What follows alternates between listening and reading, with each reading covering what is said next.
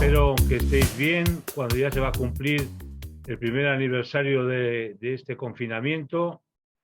Muchas gracias por acompañarnos en esta tarde y en este webinar organizado por Institución Futuro, que cuenta con la colaboración de Navarra Capital. Y en esta ocasión el invitado va a ser Eduardo Arbizu, of Counsel de Pérez Llorca y profesional con gran experiencia en entidades financieras españolas e internacionales. Aprovecho la oportunidad, ya que hoy nos acompañan personas pues un poco alejadas, ¿no?, a lo que es Institución Futuro, para transmitiros pues 4 pinceladas de lo que es Institución Futuro. Estamos hablando de un centro de pensamiento independiente, sin ánimo de lucro y libre de asociación, que trabaja para diseñar y promover un mejor futuro para la sociedad navarra a través del desarrollo de sus empresas e instituciones. Nos financiamos con las aportaciones de nuestros miembros y estamos abiertos a incorporar a personas, empresarios y profesionales que crean en nuestra misión de mejorar Navarra. Institución Futuro se creó en el año 2002 y estudiamos diferentes temas como la competitividad, la fiscalidad o la mejora de la eficiencia de la administración pública, entre otros, y lanzamos nuestras propuestas e ideas a través de webinars como el de hoy o a través de informes o artículos de opinión. Ya paso a presentar a Eduardo Arbizu. Eduardo es un navarro con domicilio en Madrid, pero fiel seguidor de Osasuna. La distancia no lo ha hecho distanciarse de nuestro gran club. Eduardo se licenció en Derecho por la Universidad de Navarra y fue premio extraordinario de licenciatura. Con posterioridad sacó el título de abogado del Estado y entre los años 90 y 93 fue profesor de Derecho Administrativo en la Universidad Pontificia de Comillas. Luego, más tarde, realizó el Advanced Management Program de la Wharton Business School de la Universidad de Pensilvania, escuela de negocios que es la más antigua del mundo y referencia mundial.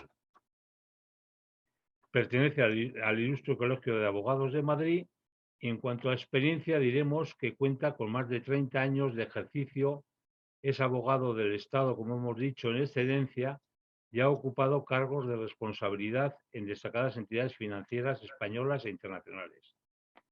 Destaca haber sido secretario general y asesor jurídico de Barclays España y consejero delegado y responsable de banca comercial de Barclays en Europa continental. A continuación se incorporó a BBVA, donde ocupó diferentes puestos de relevancia dentro del área jurídica como director general de Asuntos Legales, director de Servicios Jurídicos, Asesoría Fiscal, Auditoría y Cumplimiento, Global Head of Legal and Compliance and Global Head of Regulation and International Control. Eduardo Arbizu se incorporó a Pérez Llorca en el año 2020 como of Counsel. Una trayectoria de éxitos con importantes reconocimientos, como el premio que recibió en el año 2018 como Lawyer of the Year, el abogado del año 2018. Este es Eduardo Arbizu, uno de nuestros más prestigiosos navarros residentes en la capital y que hoy tenemos el gusto de tener entre nosotros. Su ponencia llevará por título La crisis empresarial que se avecina, gestión de la insolvencia, y tratará, entre otros asuntos, de las futuras reestructuraciones empresariales derivadas del elevado volumen de refinanciación alcanzado en esta crisis. También le pediremos que aporte posibles soluciones para gestionar y mitigar las insolvencias. El evento tiene previsto una duración total de 1 hora. Eduardo hará una presentación inicial. A continuación responderá a las preguntas que vayamos planteando a lo largo de su exposición a través del display que Zoom nos permite hacer en la parte inferior de la pantalla entre preguntas y respuestas. Eduardo hoy nos va a hablar de la crisis empresarial que se avecina, pero Eduardo como he dicho, es bueno, es un especialista en banca y, por tanto, yo creo que podéis preguntar todo lo que consideréis de interés en el futuro pues, económico de la Comunidad de Navarra. Eh, Sin más, yo creo que, Eduardo, te paso la palabra y tienes el tiempo que consideres y a continuación pues complementaremos con las preguntas que vayan surgiendo a lo largo de tu presentación.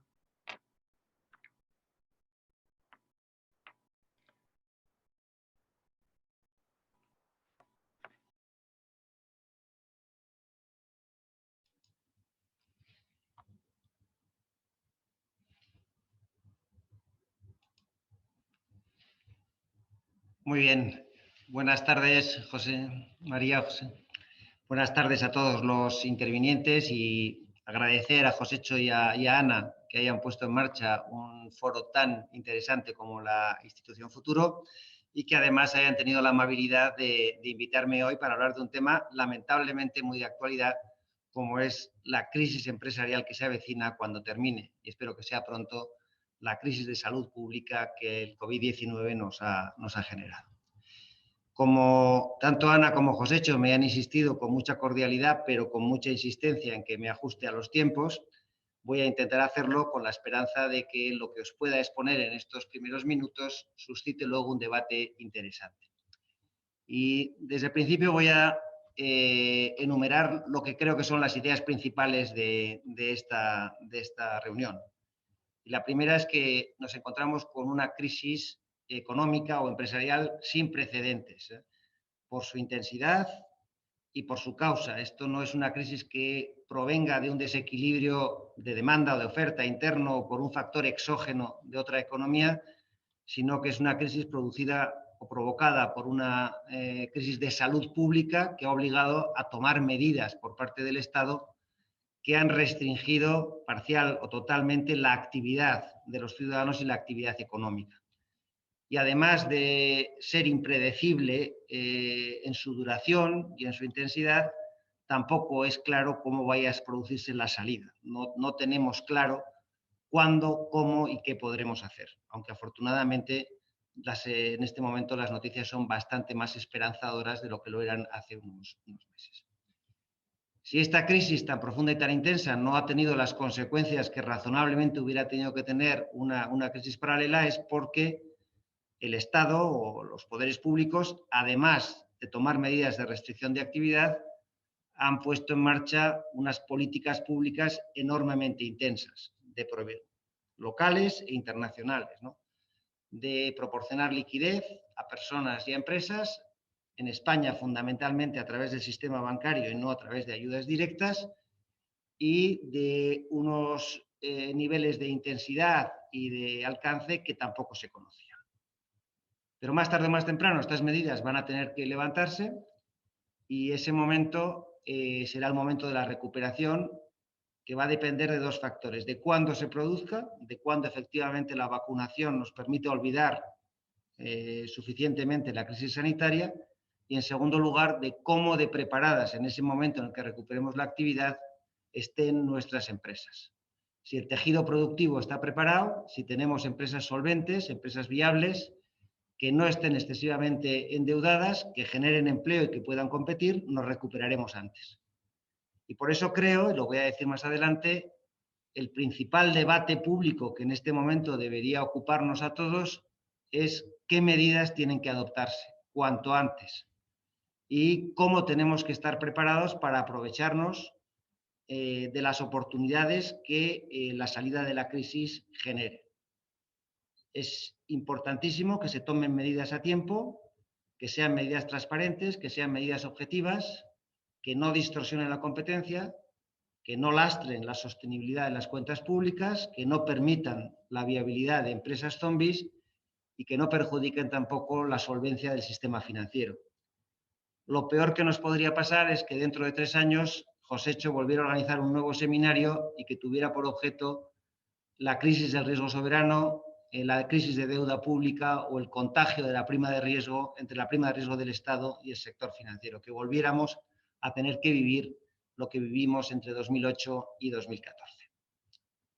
En ese contexto, la tercera idea que quiero compartir es que el sistema de recuperación de créditos impagados y el sistema de gestión de la insolvencia en España no es un sistema perfecto. Se ha ido perfeccionando en el tiempo, pero todavía no compite con los mejores sistemas concursales comparados y es particularmente ineficiente a la hora de resolver el problema de la microempresa y del autónomo. Que no tenga un coste emprender en España, el riesgo del concurso y el riesgo de la inhabilitación para el ejercicio de una profesión en el futuro. Por eso, lo que voy a acabar es pidiendo o recomendando que el Ejecutivo y el Legislativo tomen cuanto antes las medidas más adecuadas, entre ellas la modificación de la legislación concursal, y también invitando a todos los asistentes que sean empresarios o que participen en una empresa a que se preparen para la crisis que viene. La crisis siempre es una amenaza, pero también es un momento de oportunidad, de aprovechar la situación para ser una empresa más fuerte, más solvente y para ganar cuota de mercado y ser más competitivo. La invitación es a no dejarse llevar por la inercia, a no dejarse arrastrar. Es momento de pensar, de reflexionar sobre la situación de la empresa y de tomar las medidas que procedan. Y ya empezando, si queréis, a compartir los datos que quería comentar. Espero que podáis verlo en la pantalla.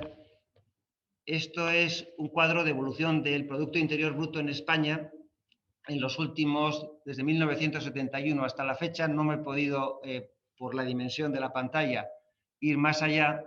Y lo que es importante es que veáis que en la parte derecha está la caída del año 2020, una caída del 11 y pico %, que no tiene ningún precedente. Ni la crisis del petróleo, que en España, como se sabe, fue un poquito más dilatada, ni la crisis de deuda del mercado de renta fija del año 94, ni la crisis financiera del año 2008, ni siquiera esta sumada en su conjunto, tienen ningún parangón con la caída de Producto Interior Bruto que hemos sufrido en el año 2020.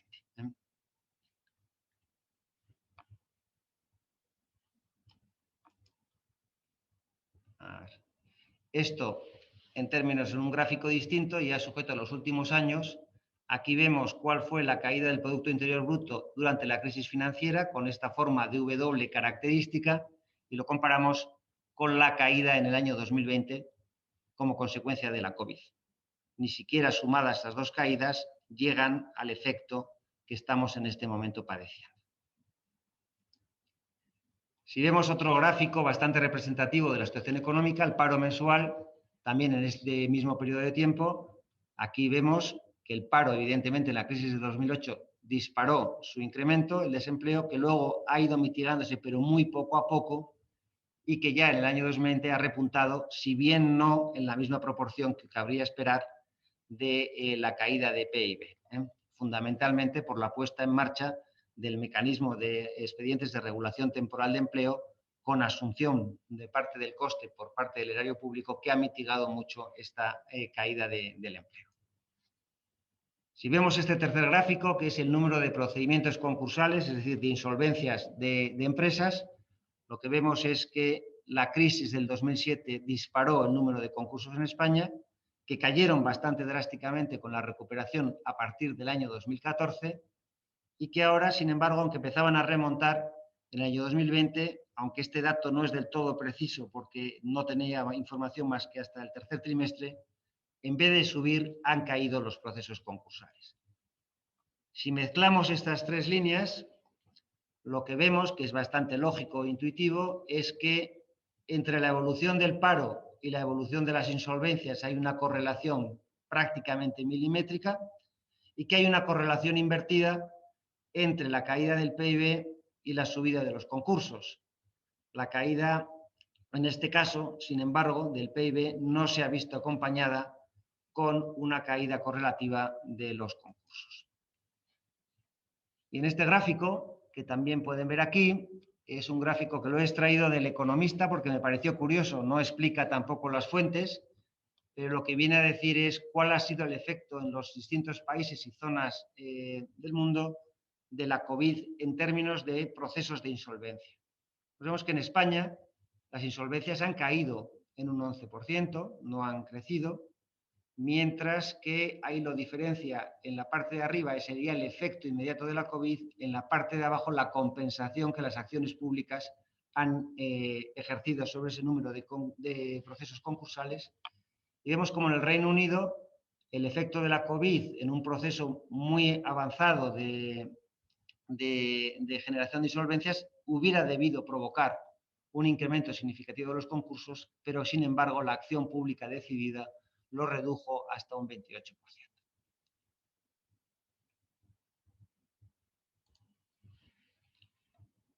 Por lo tanto, si no se ha producido esa crisis con esa intensidad predecible, es porque los poderes públicos, lo estaba diciendo al principio, han tomado medidas excepcionales, ¿no? Y hemos visto una política monetaria totalmente no convencional y hemos visto a la Reserva Federal Americana y al Banco Central Europeo poner en marcha programas de provisión de liquidez a las entidades financieras y de compra masiva de títulos de deuda pública, de manera que los gobiernos no hayan tenido ningún problema para financiar su endeudamiento.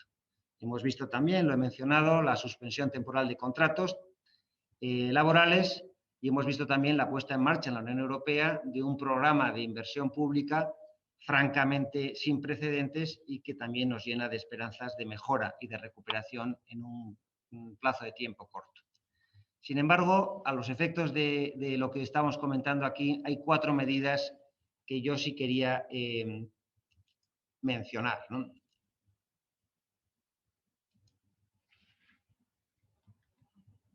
La primera de ellas es la moratoria.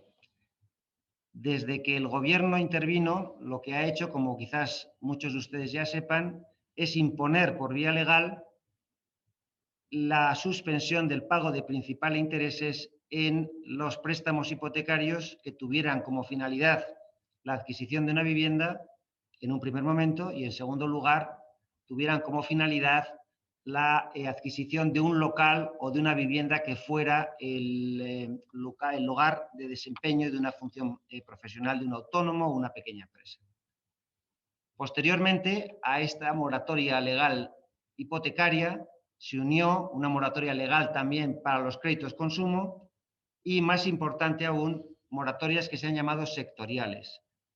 Las ofertas que hicieron las patronales de entidades financieras, la EB, la CECA, SNEF, etcétera, de conceder moratorias a sus clientes de manera que se pudieran alcanzar acuerdos con ellos para que dejaran de pagar el crédito, el principal e intereses durante un tiempo de sus deudas.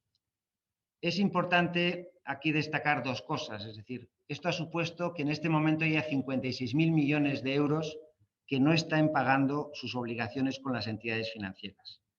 De esos 56.000 millones, 31.400 corresponden a moratorias convencionales que los bancos han dado porque han querido darlas. Y de estas, el 20% corresponden a empresas. Las moratorias hipotecarias son otros 20.000 millones, de los cuales un 30% casi, un 27,8%, corresponde a empresas y autónomas. Esto significa que hay una cantidad latente de deuda aplazada que más tarde o más temprano tendrá que salir de esa moratoria y tendrá que empezar a pagar lo que corresponde por principal e intereses. En este cuadro, que no sé si se ve muy bien, lo he extraído de la Junta Sistémica de Estabilidad Financiera Europea, lo publicó la semana pasada, compara los sistemas de los distintos países y los sistemas de moratoria.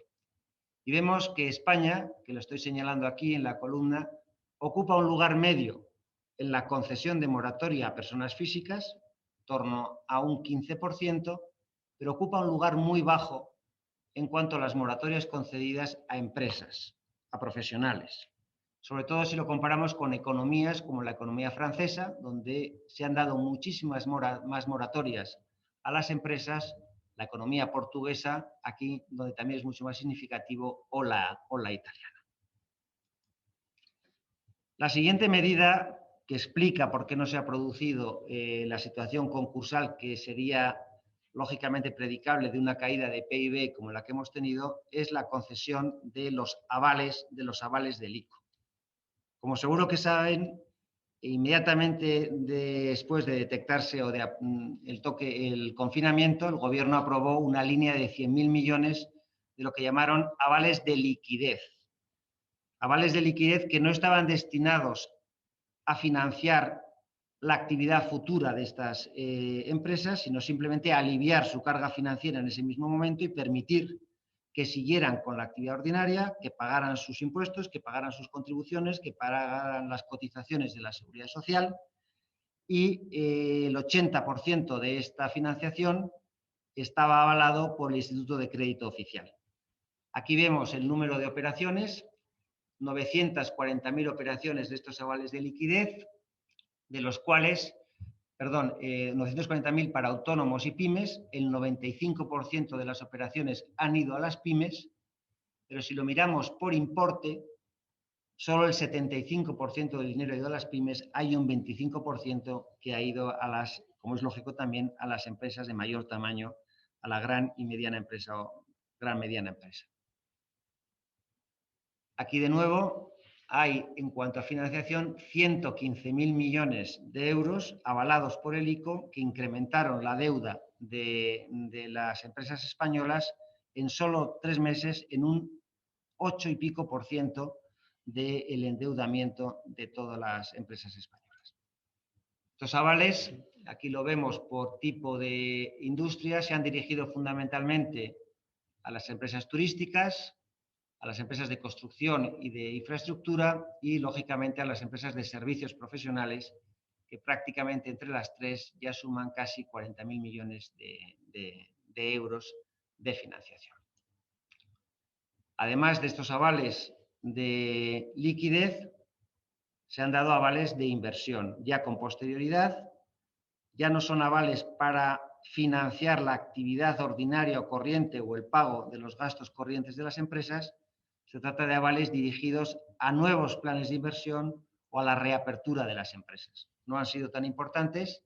Como vemos, el conjunto total son 2.500 millones de euros, de los cuales a no pymes han ido 700 y a pymes han ido 1.700 millones.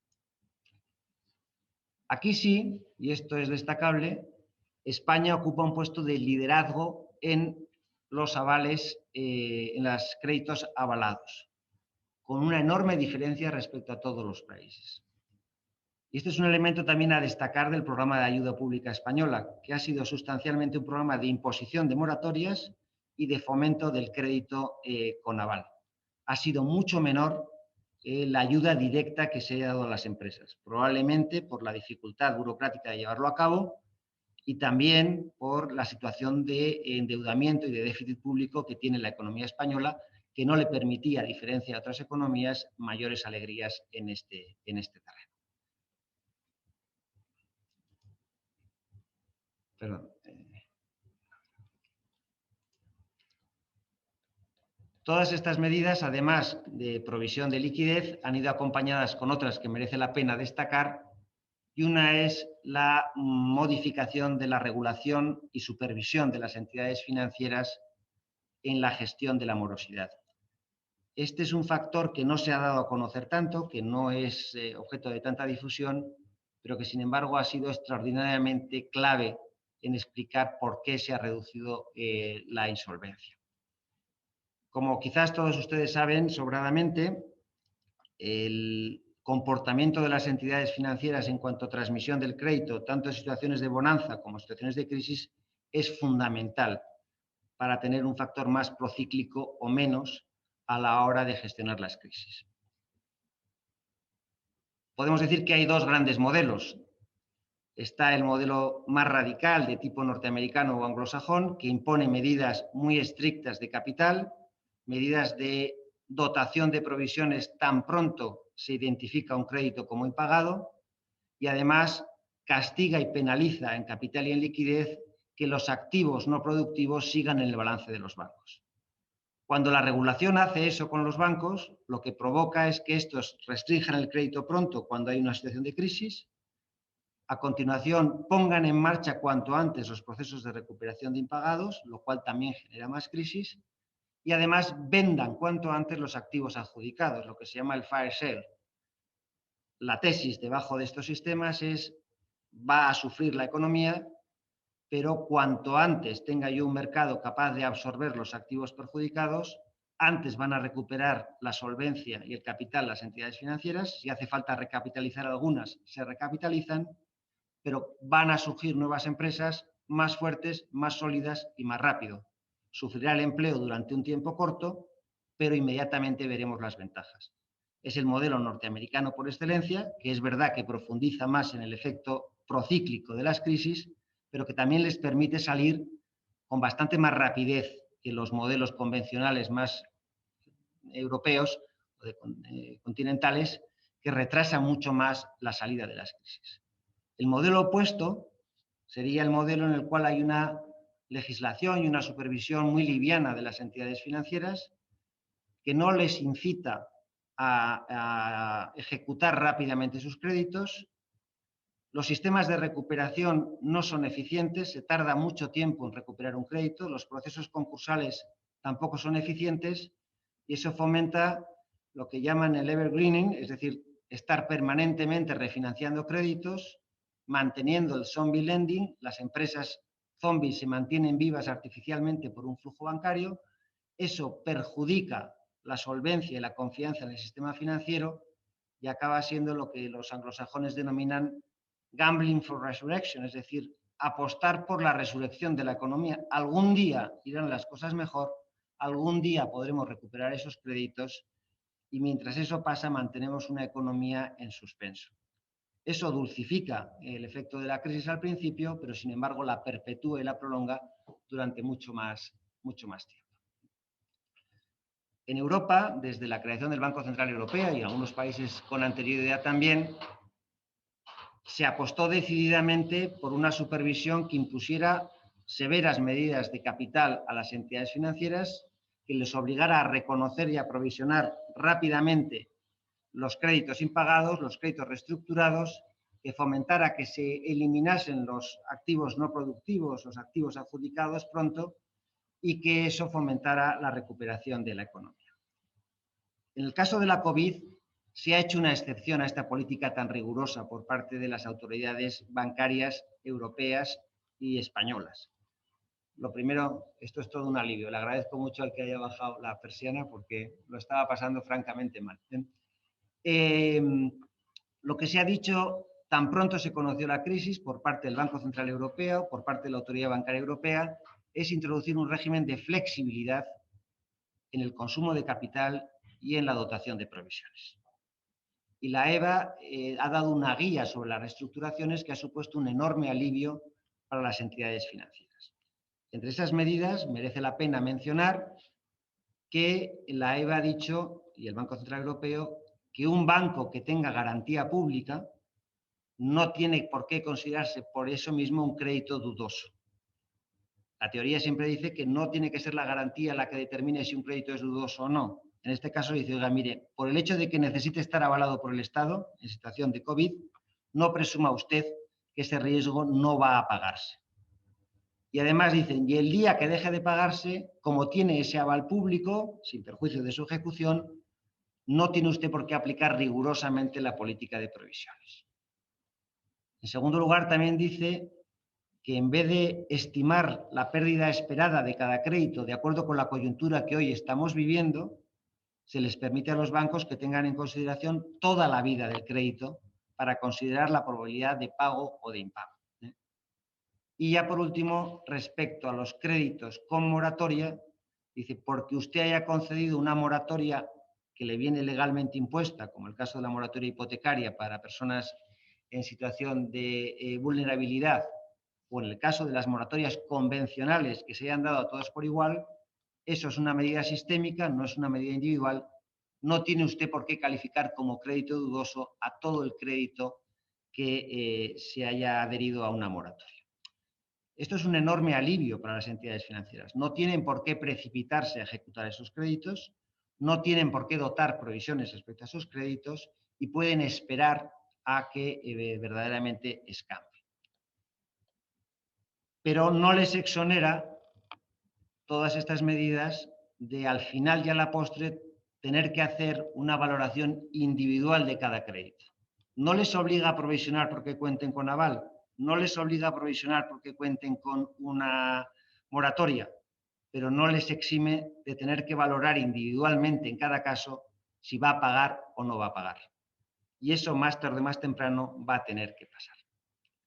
Ya por último, la cuarta medida que explica la situación y que quería hacer mención es la suspensión de la obligación de declararse en concurso necesario, que se ha ido prorrogando mes a mes y que introdujo el legislador diciendo, mire, aunque incurra usted en una situación de concurso, de insolvencia, no tiene por qué declararse en concurso voluntario hasta marzo del año 2021.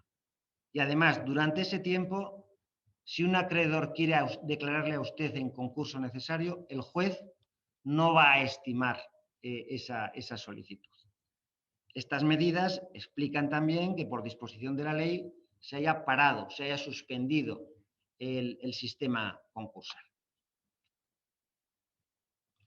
Pues bien, todas estas medidas que ya adelanto a mí me parecen acertadas y que en el momento de incertidumbre que estuvimos viviendo el año pasado eran totalmente procedentes, tienen un elemento en común, son todas transitorias, son todas de duración limitada y se tendrán que levantar. Es como si se opera a un enfermo, en algún momento habrá que levantarle, habrá que quitarle la anestesia. Le va a doler el día que le quitemos la anestesia, pero no podemos mantenerlo permanentemente anestesiado. Por lo tanto, en algún momento se acabarán las moratorias. Los supuestos de créditos avalados, como sabemos, tienen una duración de hasta 8 años. En algún momento las entidades financieras tendrán que hacer una valoración individualizada de si los créditos concedidos se van a pagar o no se van a pagar, tendrán que iniciar los procedimientos de ejecución, tendrán que producirse los concursos. Y que esto es así desde que Josécho me convenció para para intervenir aquí, se han producido señales de alarma bastante claras, ¿no? Y, por ejemplo, el 11 de febrero, la semana pasada, el director general de Economía y de Estadística del Banco de España, Óscar Arce, en una reunión internacional sobre economía europea en Londres, ya hizo mención a que la prolongación de la crisis había hecho emerger riesgos serios de solvencia en las empresas españolas, que había empeorado la situación financiera de muchas compañías y alertaba sobre el posible alza de las insolvencias.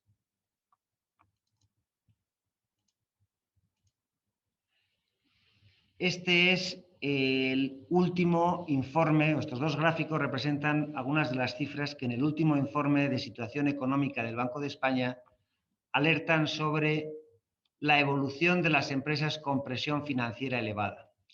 Este es un gráfico, el de la izquierda, francamente representativo. En azul era cuál era la situación de estos sectores empresariales en el 19, cuál es la situación en el 20.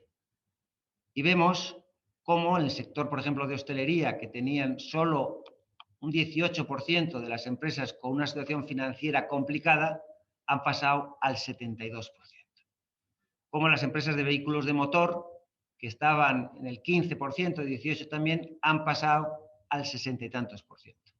Y como las pymes han pasado del 10% a casi el 40% de las pymes en una situación de presión financiera elevada. Pero más preocupante es aún el gráfico de la derecha. El gráfico de la derecha es dos escenarios de evolución de la economía que intentan determinar cuántas empresas son insolventes hoy en el sector empresarial español.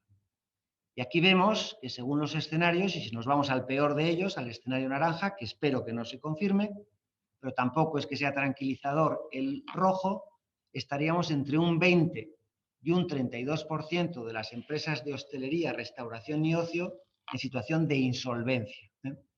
Igualmente en las de vehículos o en las pymes estaríamos entre un 15 o un 20% de las pymes españolas en una situación de insolvencia. También se ha hecho público hace poco un informe de la consultora Álvarez Marsal que dice que el volumen de deuda insostenible en la economía española se mueve en un rango de entre 28.000 y 100.000 millones de euros que no se van a poder pagar. Por lo tanto, está claro que el despertar está cercano y que este despertar va a requerir una actuación por parte de los poderes públicos.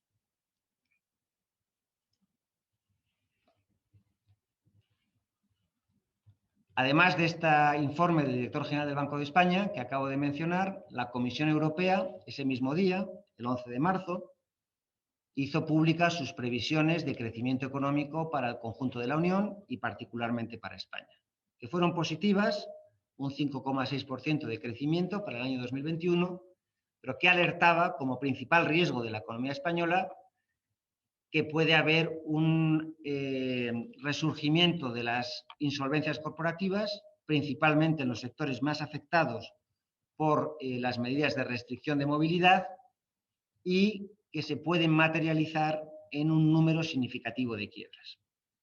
Y unos pocos días después, el 16 de febrero, la Junta Europea de Riesgo Sistémico, la junta que evalúa de los bancos centrales cuál puede ser la evolución de la economía europea en su conjunto, dice que en la medida en que se ha mantenido la crisis del COVID más tiempo del que se esperaba y con medidas más intensas de las inicialmente previstas, se puede producir una acumulación de deuda y un incremento sustancial de los riesgos de solvencia. Y anima a todos los gobiernos a que vayan graduando la salida de las medidas de apoyo, a que vayan quitando la anestesia al paciente poco a poco, que lo hagan con procedimientos transparentes y que flexibilicen y mejoren sus sistemas concursales de gestión de la insolvencia. Es decir, es evidente que lo que los gráficos del principio nos decían con toda claridad, vienen situaciones de insolvencia, lo está diciendo ya la Unión Europea, lo está diciendo el Banco de España y lo está diciendo la Junta Sistémica de Riesgos Económicos. Por lo tanto, tenemos ya en nuestras manos una crisis que va a venir, ¿eh? Y ahí la pregunta es, ¿tenemos un buen derecho concursal? ¿Tenemos un buen sistema de recuperación del crédito? ¿Tenemos un buen sistema de la reestructuración de deudas por parte del empresario? Pues la verdad es que no lo tenemos tan bueno como nos gustaría tener, ¿eh? Sobre todo es un proceso muy dilatado, el concurso de acreedores, que dura mucho tiempo y no hay acreedor ni deudor ni trabajador que pueda aguantar un proceso concursal que dure 2 años de media o 3 años de media. El tiempo en el proceso concursal convierte a la empresa viable en inviable y a la empresa inviable en empresa zombie. Los procesos concursales se tendrían que resolver con muchísima más rapidez. De hecho, y los que sean juristas y me estén escuchando en esta conferencia lo sabrán, en este momento España tiene pendiente incorporar a nuestro ordenamiento jurídico la Directiva de Reestructuraciones, la Directiva 2019-1023, que es una directiva que precisamente quiere propiciar que los sistemas concursales de los países no difieran tanto entre unos y otros y que contemplen la gestión anterior al concurso, la situación preconcursal, como salida natural del empresario o del profesional que está excesivamente endeudado. Y lo hace bajo una reflexión que yo comparto plenamente. Un sistema concursal es vital para el mantenimiento, un sistema concursal eficiente, es vital para el mantenimiento de una economía. Porque si uno recupera rápido y reestructura pronto las deudas, se disminuyen las pérdidas para los proveedores, para los acreedores, se impide un efecto dominó de caída de una empresa detrás de otras y se disminuye el número de impagados. Y eso hace que los bancos sean más proclives a prestar, se recupera el crédito antes. Pero indirectamente esta directiva también dice que al final los buenos procesos concursales afectan al atractivo de los mercados para los inversores. Los inversores invierten allí donde creen que pueden recuperar su crédito pronto. Allí donde no hay complejidad o no hay oscuridad a la hora de determinar qué pasa si yo me compro una nueva empresa, qué pasa si yo apoyo a un deudor en problemas. ¿Voy a poder recuperar mi crédito pronto? ¿Cuento con garantías que me permita hacerlo? Por lo tanto, es muy importante tener un buen sistema concursal. ¿El nuestro lo es? Pues lamentablemente yo creo que no. El proceso concursal en España tarda mucho tiempo. A ver si soy capaz de ver aquí. Tarda mucho tiempo, recupera poco y lleva al 90% de las empresas a la liquidación. En este gráfico vemos cómo ha ido evolucionando la legislación española del concurso. No me voy a detener.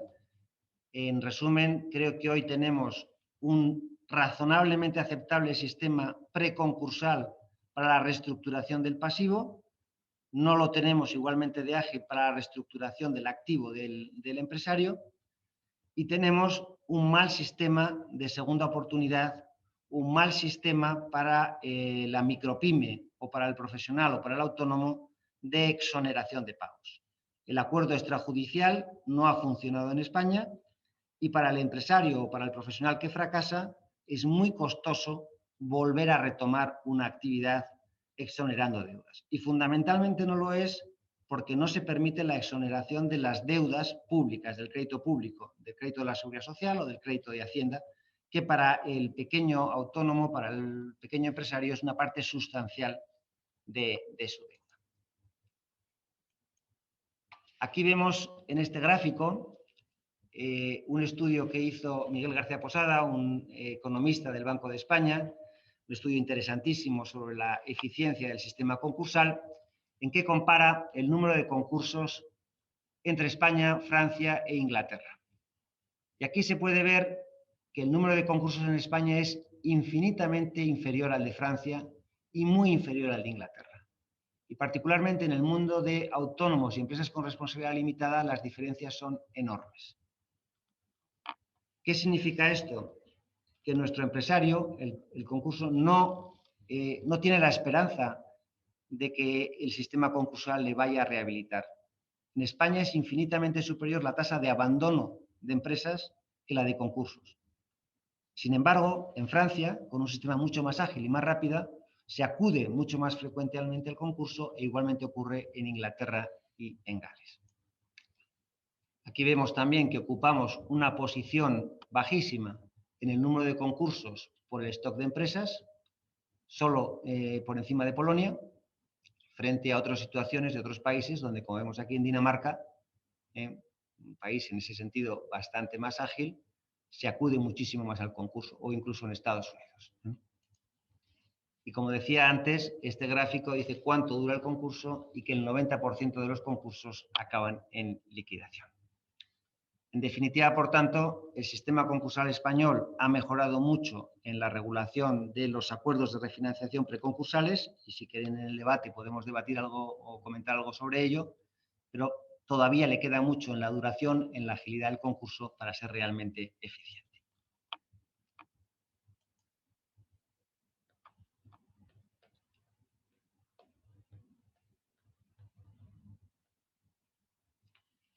Dicho todo eso, ahora viene ya la discusión sobre las medidas que hay que tomar para resolver esa situación. Y volviendo al Banco de España y al informe del último trimestre del año 2020, el Banco de España distingue tres grandes tipos de empresas hoy. Las empresas que tengan problemas transitorios de liquidez, a las cuales habría que darles medidas de apoyo público para rentas o incentivar a las entidades financieras para que concedan más financiación con sistemas de reestructuración eficaces. Un segundo grupo de empresas, que son las que tienen problemas de solvencia, pero su modelo de negocio subyacente es viable. A lo mejor la empresa en sí misma con ese nivel de deuda no lo es, pero el modelo de negocio puede serlo. Por lo tanto, estos requerirían apoyos ya en forma de capital o en forma de reestructuración de deuda que llevara o implicara una quita sustancial de la deuda. Y ya por último, las empresas que son insolventes y que además tienen negocios que no son viables. Estas últimas habría que propiciar su liquidación de la manera más ágil y eficiente posible. Como ya he dicho al principio, para mí el debate de cómo les sean estas medidas y cómo se implantan es el debate más sustancial que tiene nuestra nación hoy en día. Debería ocupar la prioridad de todas las portadas. Más tarde o más temprano vamos a salir de la crisis del COVID. Lo importante es que salgamos con un tejido productivo competitivo que genere empleo y que genere progreso. Y eso requiere hoy por hoy la adopción de medidas. Cuáles sean estas y cómo se implanten, para mí no deja de sorprenderme que no esté todos los días en el debate público. Y no solo es un debate importante, es un debate urgente. Es verdad, y antes lo he dicho, aunque con bastante velocidad, que las moratorias están prolongadas, que los créditos avalados tienen una duración de hasta 8 años y, por lo tanto, pudiera parecer que no tenemos tanta urgencia. Yo creo que sí la tenemos. Creo que es importante que los empresarios sepan el terreno de juego en el que tienen que jugar, que puedan tomar las medidas sabiendo lo que puede esperar y que hay que hacerlo cuanto antes. Y hay que hacerlo, como decía antes la Junta de Riesgo Sistémico Europea, apoyando a las empresas que realmente sean viables. El otro día escuchaba a Antonio Carrascosa, que fue presidente del FROB y fue consejero de la Autoridad de Resolución Europea, poner un ejemplo o un símil parecido al del hospital de campaña en una guerra.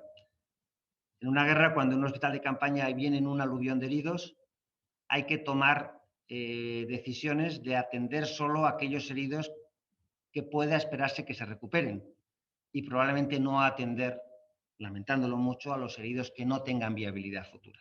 Es un ejemplo muy crudo, pero sin embargo es un ejemplo muy representativo. Los recursos son escasos y no tiene sentido dedicarlos a aquellas empresas que no tienen esperanza. Hay que elegir a las empresas viables, porque además en todos procesos de crisis siempre se produce una depuración competitiva y teóricamente sobreviven los más capaces, sobreviven los que nos van a permitir en la siguiente fase de actividad generar más empleo y más prosperidad. El problema que tenemos todos es cómo y quién determina cuándo una empresa es viable. En situaciones normales, sin una medida de apoyo público, es el propio proceso concursal, el acuerdo de los acreedores, el que permitirá dar a unos oportunidades y a otros no dárselas. Acreedores actuales o inversores futuros que quieran invertir en ese modelo de negocio. En este caso, sin embargo, lo que nos encontramos es que hay 140.000 millones o algo menos de créditos avalados y hay 60.000 millones de moratoria. Y hay un efecto y un lastre tremendo para actividades, lo hemos visto en sectores como el turístico, el hotelero y el de comercio. Lo que significa es que sin ayuda pública o sin alguna forma de estructura pública esto no se va a resolver. ¿Y quién decide, habiendo dinero público, cuándo una empresa es viable? Respecto a las empresas grandes y medianas, puede haber soluciones y puede haber una delegación implícita en las entidades financieras siempre y cuando haya un marco general claro de qué se entiende por viable y qué es lo que no se entiende por viable.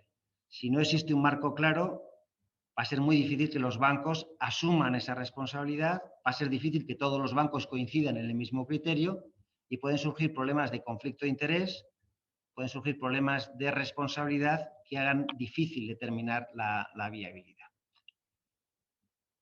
Pero si eso puede suceder con las empresas de un tamaño mínimo, ¿qué podríamos decir del 1.200.000 empresas que hay en España que no tienen más de 5 trabajadores? Determinar la viabilidad del bar de la esquina es francamente de una pequeña casa rural o de un pequeño negocio de comercio, es francamente tarea imposible. No hay manos que lo puedan hacer y no creo que los modelos sirvan. De todos modos, también creo que lo que se tiene que evitar a toda costa es adoptar medidas indiscriminadas, iguales, para todas las pymes o para todos los receptores de avales públicos.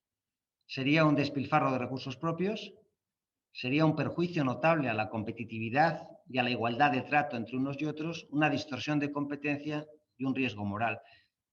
Yo creo que nadie aceptaríamos que existiendo dos empresas, una bien gestionada y otra mal, al ser una receptora de un aval del ICO, tuviera inmediatamente una condonación o una medida indiscriminada de apoyo de la que no fuera beneficiario su competidor bien gestionado. Eso sería malo para el competidor bien gestionado, sería pésimo porque garantizaría la supervivencia de una empresa que a largo plazo no va a sobrevivir.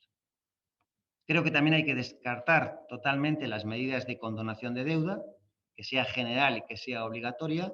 Sería un lastre tremendo para las finanzas públicas, no resolvería el problema de las empresas zombie y dañaría enormemente la solvencia del sistema financiero.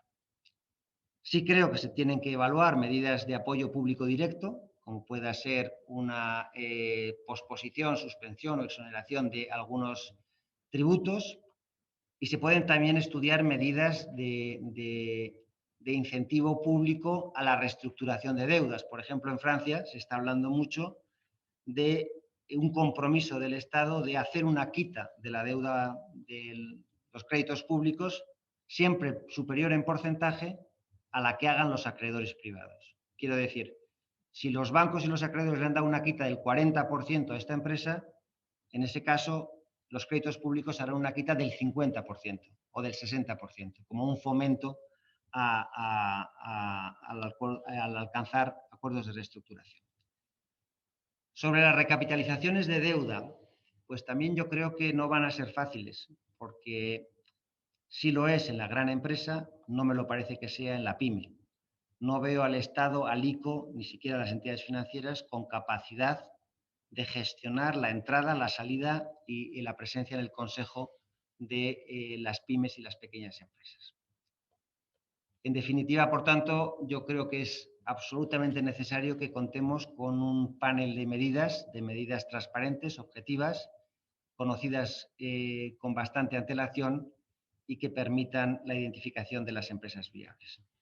Ya por último, creo que también es necesario que se produzca una modificación urgente del sistema concursal, que se mejore y se agilice la solución de los procesos concursales, que se dote de un mayor número de juzgados de lo mercantil o si no se les dote de mayores medios técnicos para que ejerciten su función, que se incorpore la directiva de reestructuraciones en España y que se incorpore las soluciones preconcursales del activo, como de hecho ya están ocurriendo por resoluciones judiciales en algunos lugares como en Barcelona, que se reduzca la necesidad de intervención judicial y, lo que es muy importante, que se introduzcan mecanismos concursales específicos para microempresas y para autónomos, a los que se permita la recuperación de su actividad, la liberación de sus deudas, incluido el crédito público.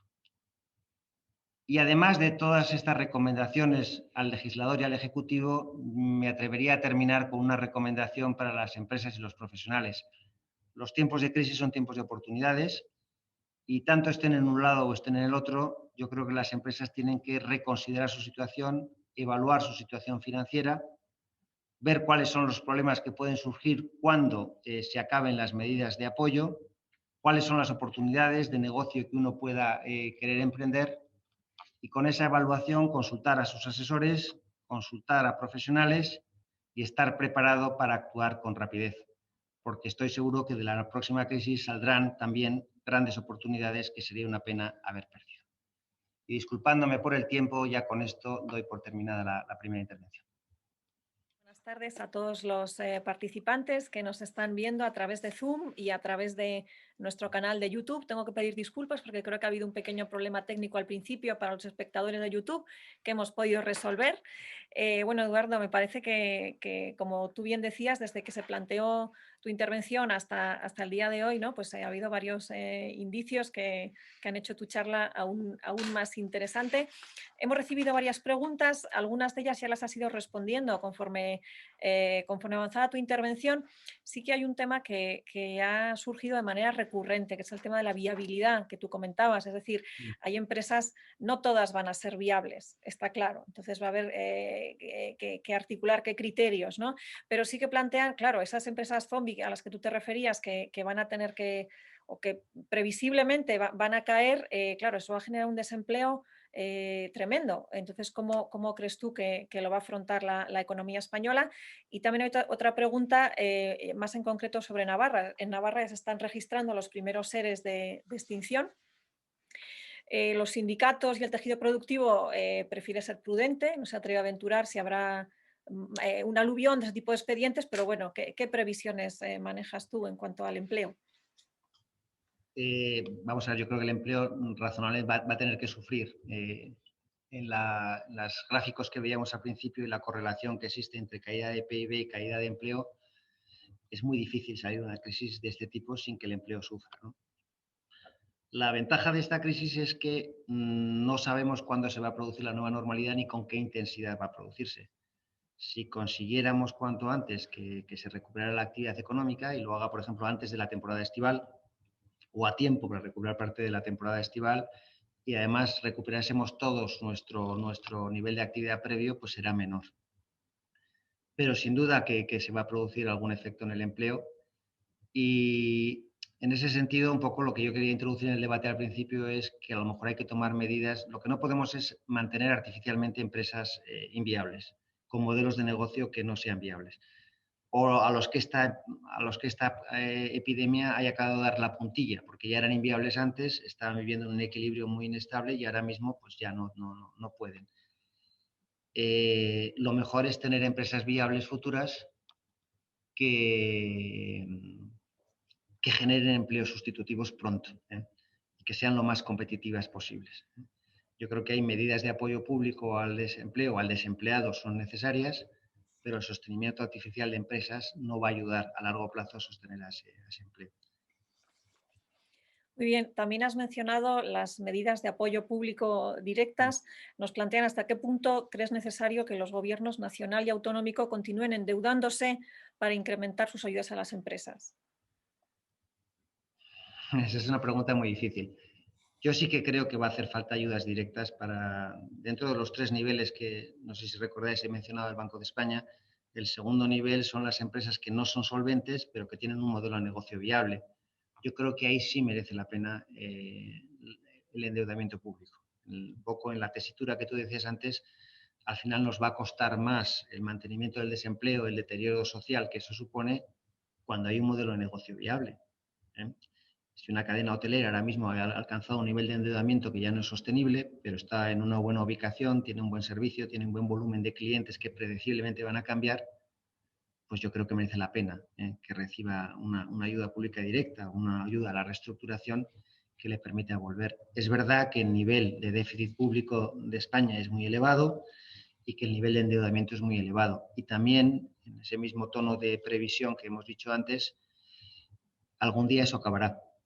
Y no quisiera volver a despertarnos con la crisis de crédito que tuvimos en el 2008 y años sucesivos, que ya vimos lo costoso que ha sido para la sociedad española. Entonces, yo creo que hay que buscar un equilibrio. Lo más importante es que sean medidas de apoyo público idóneas. Lo que no podemos es adoptar medidas de apoyo público a corto plazo que no generen ese empleo sostenible. Yo sí que creo, además, el apoyo de la Unión Europea y el plan de resistencia que está haciendo la Unión Europea, yo creo que puede ser un buen ejemplo. Si se emplea bien y si sirve de verdad para transformar, a innovar a la sociedad española, pues oye, si el 80% de esas ayudas públicas se emplean en lo correcto, que es siempre, eso a posteriori es muy fácil de decir, pero en el momento anterior no lo es, yo creo que al final acabarán redundando en una mejor economía. Entendido. Precisamente nos preguntan también por los fondos europeos y tu opinión sobre cómo crees que pueden ayudar a la refinanciación de las empresas y a evitar que éstas sean inviables, pensando sobre todo en las pymes. ¿Están las pymes españolas preparadas para optar a esos fondos? Pues sí, perdonad, esto es... Disculpad. Nada. Vamos a ver, yo creo que sí que hay una parte de los fondos europeos que está expresamente previsto, me parece que es un porcentaje que se pueden emplear directamente en medidas de ayuda, ¿no? La empresa española suele ser bastante receptiva a cambiar lo que le pidan que cambie. La cuestión es que lo tenemos que hacer fácil, lo que no puede ser es un laberinto de dificilísima comprensión para ellos. Yo creo que la medida cierto es hacer disponible esa medida para la pyme de una manera rápida, comprensible, a la que pueda adherirse con seguridad. Y a eso me refería antes, que he visto que hay un comentario sobre la carga burocrática. Es decir, claro, la pyme son 1.200.000 que tienen menos de 5 trabajadores. El ICO no tiene, por supuesto, ni puede tener, ni debería tener un número de recursos suficientes para atenderlo. Pero ni siquiera los bancos, con toda la capilaridad que tienen tienen capacidad de llegar a todas esas pymes y de hacerles ver esa disposición de ayudas. La idea es buena, hacerla llegar va a ser complicado, pero es un esfuerzo sin duda necesario, ¿no? para que se beneficien de esas medidas, ¿no? Muy bien. También nos preguntan si te atreves a vaticinar cuándo la economía recuperará la senda del crecimiento. No me atrevo, yo soy abogado. No, vamos a ver, ahí estuve mirando ayer, porque me temía que esto alguien me lo preguntaría, el consenso varía entre segundo semestre del año 21 hasta segundo semestre del 22. Hay una variación de cuándo va a empezar la economía a estar totalmente operativa. Yo, más o menos, sería a finales de este año, primera mitad del año que viene, cuando, si todo va bien, claro, y ahora mismo las noticias de las vacunas son muy esperanzadoras, ¿no? Las noticias de Israel, que todos habréis leído, incluso las primeras que vienen del Reino Unido, incluso algunas de España en cuanto a residencias, en cuanto a personal sanitario, nos hacen tener bastante esperanza de que se pueda recuperar la actividad. Luego lo que hay que ver es cuál es la respuesta al consumidor. O sea, si al final el consumidor inglés o el francés o el alemán va a volver a la costa española y cuándo va a volver y cuánto va a consumir, ¿no? Todo eso está por ver. Pero yo soy, más bien, ahí me inclino por el sesgo optimista. Yo creo que se producirá una recuperación más rápida y más intensa de lo que pensamos. Muy bien, gracias, a pesar de no ser economista, por tu respuesta.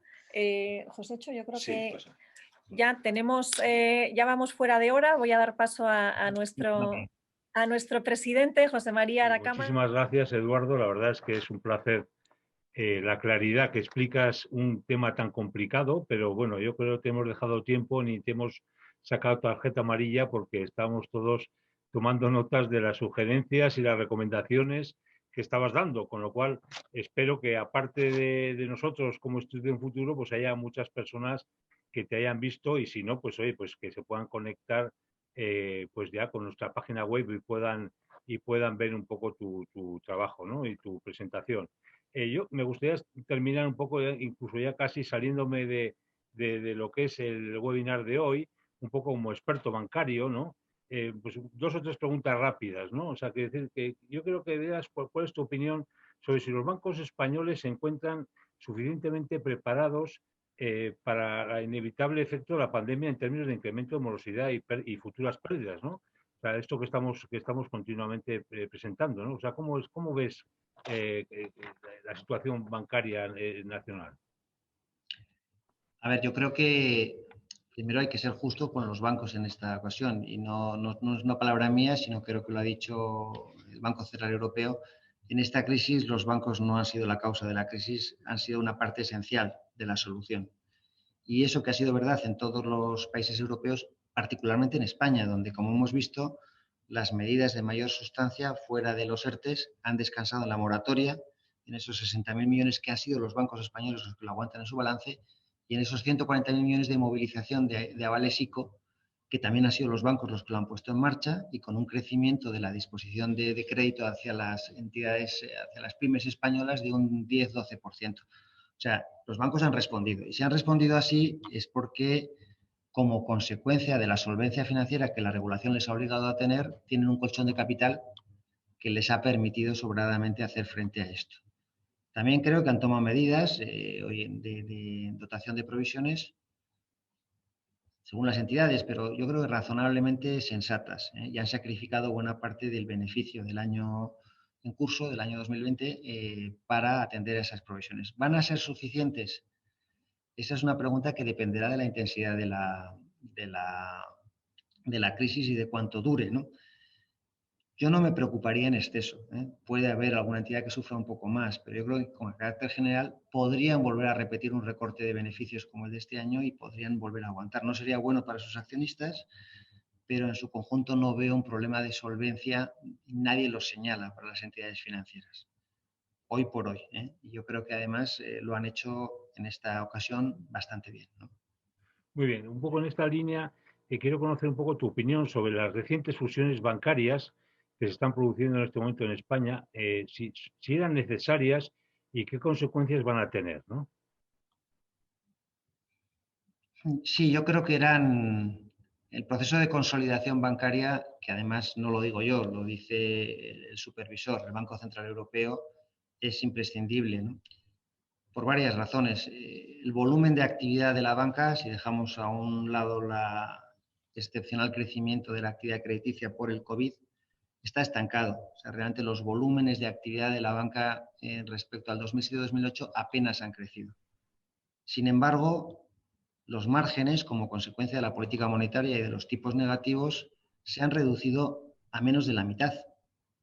Es decir, hoy por hoy, evidentemente no se gana nada con el pasivo, de hecho los bancos no quieren tener pasivo, y con el activo se gana bastante menos de lo que se ganaba antes, ¿no?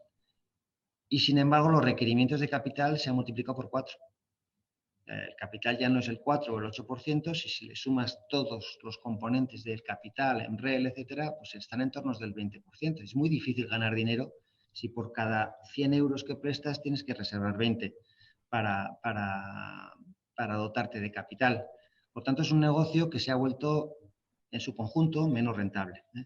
Y cuando los negocios en su conjunto se vuelven menos rentables y además requieren inversiones tecnológicas muy significativas, porque los bancos tienen que invertir mucho y además tienen la amenaza, de momento no plasmada en una realidad, pero que haya competidores que vayan erosionando el margen más perimetral del negocio financiero, a los tecnológicos, que no se van a transformar en bancos, porque con estos márgenes no interesa mucho ser a nadie banco, pero sí lo que pueden hacer es pegar bocados al sistema de pagos, pegar bocados a la intermediación en algunos productos, ir dañando y erosionando el núcleo del negocio bancario, pues es difícil competir contra los Google, los Amazon, los Facebook, etcétera, ¿no?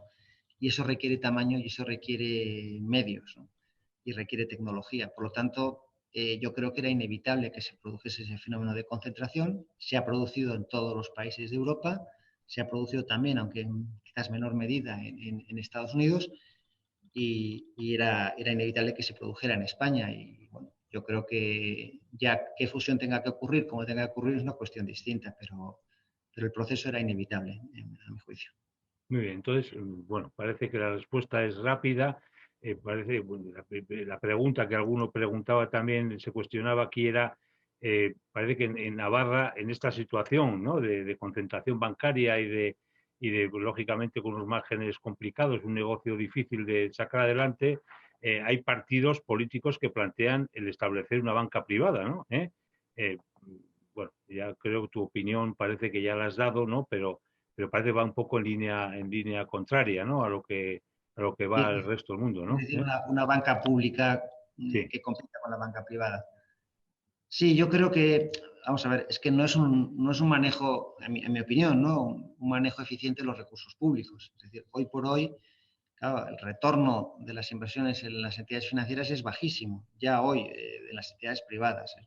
Hoy por hoy el sistema bancario europeo y el español no pagan su coste de capital. El coste de capital está en torno al 12% y no ganan en este momento el ROE de las entidades financieras, se encuentra sustancialmente por debajo, ¿no? Y de momento, con los tipos de interés y la COVID, no parece que eso vaya a cambiar muy drásticamente. Entonces, poner dinero público para hacerlo, dudo mucho que fuera eficiente. También dudo que sea viable, porque claro, como he dicho antes, la inversión que hay que hacer en términos de tecnología, simplemente la protección de ciberseguridad que los bancos requieren, el cumplimiento de todas las normativas de prevención del blanqueo de capitales, de identificación del cliente, de toda la normativa de los cuotas de liquidez, capital, etcétera, es muy difícil alcanzar o poner en marcha un sistema eficiente de gestión del riesgo o de intermediación. No es algo que sea fácil de hacer. Y ya por último, la consideración es, no ha salido bien. Es decir, en el pasado ha habido entidades de carácter público o pseudopúblico a las que, Josécho, todos echamos de menos como navarros. Es decir, todos hemos jugado nuestros partidos de baloncesto o de balonmano con camisetas patrocinadas por una entidad pública que nos gustaría volver a tener, pero la verdad es que al final no ha acabado saliendo bien en situaciones de crisis. Y incluso los ejemplos más cercanos, si recuerdas cuando el ICO en la anterior crisis puso en marcha un sistema de financiación directa a empresa española bueno, era una cantidad modesta, no sé, 5.000, pero al final el 80% de los créditos ICO de la anterior crisis, el 80% han resultado morosos. Claro, no hay cuenta de resultados que aguante eso, ¿no? Entonces, a mí me parece que no es, o sea, que no es viable, que no es eficiente y que tampoco sería eficaz, ¿eh? Porque hoy por hoy los ciudadanos europeos tienen servicios financieros competitivos a un precio bajo y no creo que fuera a mejorar sustancialmente la oferta pública. Muy bien, muchas gracias. Oye, ya la última pregunta, ya de despedida, ya como navarro y afincado en Madrid, me gustaría saber qué imagen o qué percepción se tiene de la economía de Navarra y de Navarra. No sé, parecemos pocos, somos pequeños. Bueno, transmítenos un poco tu opinión al respecto. Navarros somos pocos, somos pequeños, pero somos ruidosos y valientes, o sea que no hay ningún peligro. No, yo creo que en general, vamos a ver, la economía navarra no ha tenido una mala performance. Es decir, Navarra sigue siendo, dentro del entorno del conjunto de España, un entorno privilegiado, ¿no? Por buenas razones, y tiene empresarios, y tiene iniciativas, y tiene capacidad instalada. Lo que pasa es que no nos podemos dormir en los laureles, ¿eh? Yo creo que Navarra no puede retroceder, tiene que seguir siendo punta de lanza de la innovación empresarial, de la generación de nuevas oportunidades. A mí me preocupa una cosa, y esto es muy personal, Josécho, que es la descapitalización de Navarra. A mí me preocupa el fenómeno, yo estoy muy poco legitimado para decir eso, porque seré muy navarro, pero vivo donde vivo. Pero a mí me da pena el flujo permanente de las mejores capacidades que se extraen de la sociedad navarra hacia otros sitios, ¿no? Y yo creo que eso es una pena, ¿eh? Y eso a la larga daña la competitividad de una sociedad como la nuestra. Navarra tiene muy buenos ingenieros, Navarra tiene muy buenos médicos, Navarra tiene muy buenos abogados y no es malo, o sea, al final no es malo que la gente tenga oportunidades y que emigre para buscarlas, pero también sería bueno que muy buena parte de esos talentos se quedaran y tuvieran oportunidades también en Navarra, ¿no? Si no, nos volvemos una sociedad menos significativa. Y también tiene que aprovechar la transformación. O sea, Navarra tiene unos polos de crecimiento que son los que son y hay que buscar nuevos polos de crecimiento para los años que están por venir. Y lo que fueron innovaciones muy importantes para todos nosotros hace 10, 15, 20, 25, 30 años, pues hay que sustituirlas por otras que lo sean en campos tecnológicos, en campos de ciencias biomédicas, etc. Y Navarra tiene muchas posibilidades porque es pequeña, porque tiene una administración cercana, ágil, porque tiene universidades capaces y competentes. La cuestión es que aprovechemos, que no perdamos el tiempo en debates que no aportan nada y los ganemos en garantizar un poco oportunidades para los navarros del futuro. Oye, un placer, Eduardo. Yo creo que no será la última invitación que te hagamos, ¿eh? Yo creo, esperemos que la próxima, ya fuera de la pandemia, pues podamos pues ya recuperar un poco pues el esfuerzo que estamos haciendo todos. La verdad es que tenemos una comunidad que todos queremos, que todos estamos intentando que lo mejor para ella y que crezca lo más posible. Hombre, tenemos un tamaño que nos limita muchas veces. O sea, somos muy buenos en crear iniciativas, en desarrollar, en crecer, pero claro, cuando estamos arriba, pues es difícil mantener. Entonces, pues efectivamente también hay muchas veces que vienen de fuera y, bueno, pues con dinero nos compran, ¿no? Y se pierde ese control que también me parece que es muy importante, ¿no? Que al final los centros de decisión, tanto como los profesionales, pues puedan estar aquí en Navarra, ¿no? Para desarrollar pues una actividad económica pues competitiva y de futuro, ¿no? Pero bueno, somos lo que somos y seguiremos luchando. Eduardo, oye, muchísimas gracias. Esperamos verte pronto por Pamplona, ¿eh? Y sin más, oye, pues desearte lo mejor en tu nuevo puesto de actividad en Play Yorca, como abogado y como profesional del sistema financiero y como, bueno, pues todo lo que sabes, ¿no? Hacer que lo transmitas. Pues muchísimas gracias, Josécho. No te lo tomo en cuenta porque eres amigo, o sea que hay un margen de exageración, pero sabes que será un placer estar con vosotros y os agradezco a todos los asistentes vuestra paciencia y vuestro tiempo, ¿eh? Muy bien, muchísimas gracias a todos. Hoy nos hemos ido un poquito en hora, pero bueno, creo que haya merecido la pena saber que el que no haya podido participar desde el principio, esta charla que hemos tenido con Eduardo Albizu estará colgada de la web de Institución Futuro y como siempre, pues hoy pues también agradecer a Capital, Navarra Capital, pues un poco pues también la ayuda que nos presta en este tipo de webinars. Esperemos que a corto plazo esto podamos hacerlo más presencial y podamos saludarnos en persona, pero mientras tanto, pues bueno, vamos a seguir desarrollando esta tecnología que, oye, pues que ya es nuestra y que nos permite por lo menos estar en contacto. Pues muchísimas gracias y hasta la próxima. Gracias a vosotros.